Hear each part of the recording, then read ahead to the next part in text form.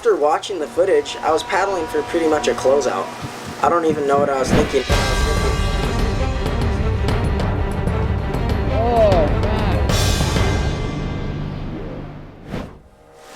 It was a little bit windier than the day before.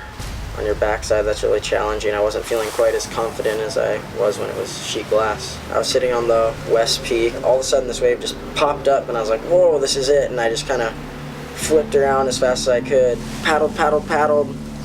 Felt like I was in. I stood up. Then the wind kind of got under the board for a second, and I almost started fluttering, and then the board sat back down, and I was like, okay, I got it. And I started going down the wave.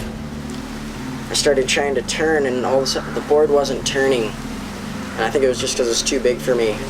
And I remember just because the board wasn't turning and my body wanted to, I was falling into a layback.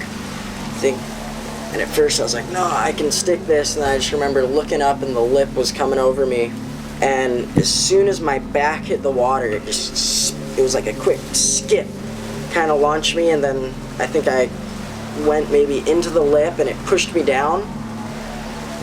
Like a real quick shake, and then I remember feeling myself go up, and I was like, okay, I'm going over the falls. And I was just telling myself, okay, you gotta relax. And then it was just one and big, really big, just slam, just boom! It was a quick slam, and it sent me super deep. And I was like, okay, and it wasn't really rolling me too much when I was real deep, and that's when I figured I gotta pull my cord. I pulled it. The bubble inflated, then it brought me back up into the turbulence, and then it was a real violent shaking you back and forth everywhere, and then finally I just kind of popped up, and I just remember being really psyched. Like, I didn't have that panic feeling like, oh my god. I was just like, I think I might have even been screaming just like out of excitement.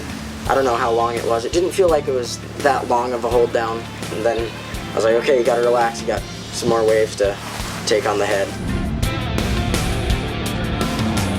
My friend Marlon was right there and picked me up, and he was towing me out, and my board was dragging, and it went underwater and just started stretching my leash. It felt like it was just gonna rip my leg off, and then finally the leash popped. My board went into the rocks, and then we deflated my vest in the channel, and then my friend dropped me off on the shore break, and I had to body surf up onto the boulders. I've had a lot of wipeouts out there now, and I'd say this one felt the scariest. I thought I was gonna get the most pounded, but since I had the bubble, it wasn't too bad. It does make you think, like, I'm gonna definitely have to select my waves better, and I'm gonna have to pick and choose those glassy days.